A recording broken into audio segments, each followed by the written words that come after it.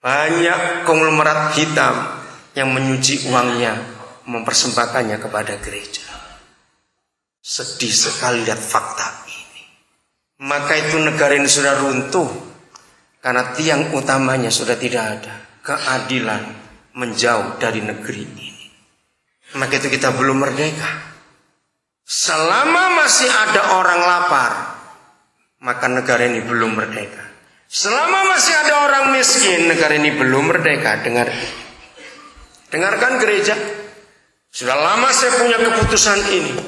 Setiap kali kita mendengar ada orang bunuh diri, dengar baik-baik. Hari-hari terakhir lebih gila. 3 kasus dalam 3 minggu di Indonesia. Orang tua bunuh diri bersama anak-anaknya dengan cara membakar diri. Itu di 3 tempat. Di Papua pertama, lalu Jawa Timur, lalu terakhir di Klaten, Jawa Tengah. Ada apa di bangsa ini? Negara yang begitu kaya, masih ada orang busung lapar. Begitu menyedihkan. Nah, begini konsep yang kita lihat dalam Ulangan 24 nanti. Setiap kali ada orang yang bunuh diri, dengarkan gereja, maka yang patut dan harus dan sangat disalahkan adalah gereja yang terdekat dengan rumah orang yang bunuh diri itu. Setuju atau tidak? Kenapa? Sebab berarti selama orang itu tinggal dekat gereja, mereka nggak pernah dengar bahwa di dekat rumah mereka ada solusi. Betul tidak? Seharusnya mereka nggak perlu mati kalau gereja bisa memberikan solusi atas masalah kehidupan mereka. Dan saudara tahu ibu yang bunuh diri bersama 2 anaknya di Klaten 3 hari yang lalu hanya gara-gara utang 20.000 rupiah. Gila enggak? 3 nyawa harganya di Indonesia cuma 20.000 rupiah. Dan itu hanya 2, sekian puluh sen US dollar. Siapa ingat anak yang bunuh diri di Pasar Ancol yang 11 tahun karena nggak bisa bayar uang sekolah? Siapa namanya itu? Ada ingat itu? Waktu saya dengar itu saya menjerit. Kalau saya ada di sana kamu nggak mati. Masih ingat nggak? Ibunya penjual di pasar, nggak bisa sekolah. Katanya sekolah gratis. Anak umur 11 tahun harus mati karena malu nggak bisa bayar uang sekolah. Di mana gereja? Saya baca mulai ayat 14 dengan cepat karena masih ada grup berapa lagi yang akan nyanyi. Tentang melindungi sesama manusia, inilah human right yang tertua ditulis di dunia.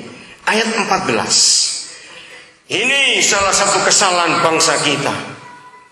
Janganlah engkau memeras pekerja harian yang miskin dan menderita, baik ia saudaramu maupun seorang asing yang ada di negerimu di dalam tempatmu. Pada hari itu juga haruslah engkau membayar upahnya sebelum matahari terbenam. Ia mengharapkannya karena ia orang miskin, supaya ia jangan berseru kepada Yahweh mengenai engkau dan hal itu menjadi dosa bagimu. Saya mau beritahu rahasianya. Yang kedua, setelah Singapura, saya sakit hati dengan Malaysia. Sakit hati bukan pada bangsa Malaysia, pada bangsa sendiri. Tahun 7 sampai tahun 70-an. Dengarkan, sampai tahun 70-an.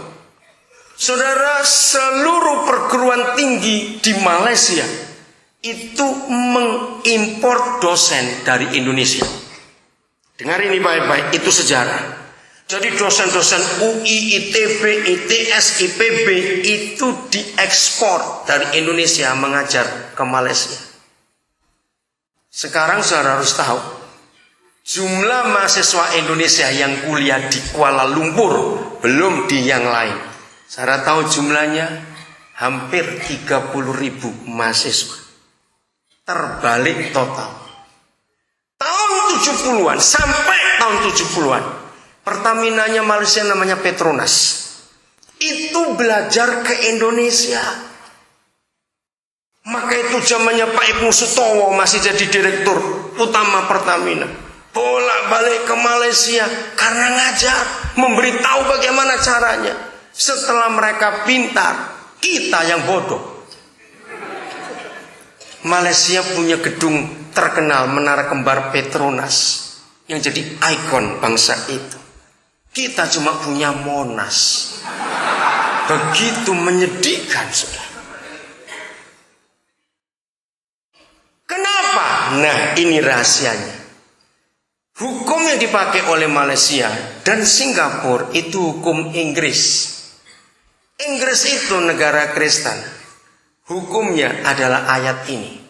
Maka itu kenapa TKW TKI Indonesia paling banyak berjubel ke Malaysia. Sebab hukum di Malaysia kaum buruh harian itu dihormati betul-betul. Karena itu warisan Inggris. Siapa yang punya teman atau pernah kuliah di negara barat, entah itu Eropa Barat, Amerika, New Zealand, Australia, dengar ya. Mengapa mahasiswa Indonesia yang kuliah di negara-negara itu cuma cuci piring di restoran? Dengar ya, cuma cuci piring di restoran. Dan dalam 1 minggu cuma 3 hari kerja. Mahasiswa loh ini. Mengapa hasilnya bisa jauh lebih banyak daripada bapaknya jungkir balik di Indonesia? Mengapa di negara-negara barat itu kaum buruh dihormati? Dengar baik-baik, kalau suatu hari saudara jadi pejabat pemerintah, putuskan kaum buruh dihormati lebih dulu. Dan ini ayatnya. Mereka itu orang miskin. Dengarkan, saya sempat iri hati kepada Papa di surga gara-gara ayat 15. Pendeta tidak punya jalur online ke surga, tapi kaum buruh punya. Loh, enggak baca tadi? Loh, lihat lagi kalimat terakhir ayat 15. Dikatakan begini, kalau ada majikan yang enggak bayar gajinya hari itu, maka itu dengar majikan-majikan, mengapa demo buruh enggak habis-habis di Indonesia? Tidak menghargai kaum buruh harian, termasuk engkau orang Kristen. Kalau engkau memeras buruh harianmu, ada ayat ini. Kalau mereka enggak terima gajinya hari ini dan majikan menundanya atau negara menundanya, saudara, kaum buruh punya hak lapor ke surga. Dan Tuhan dengar jeritan mereka. Dan ini enggak berkata cuma buruh yang Kristen. Awas engkau Kristen kan Alkitab. Ngerti tidak? Kaum buruh begitu dihormati, saudara. Maka itu negara-negara itu maju. Buruh harian luar biasa. Dengar, anak-anak muda, kalau engkau punya perusahaan, naikkan gaji mereka di atas UMR, katakan amin.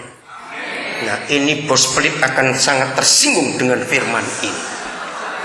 Tapi harus berubah. Jangan pakai patokan UMR, setuju?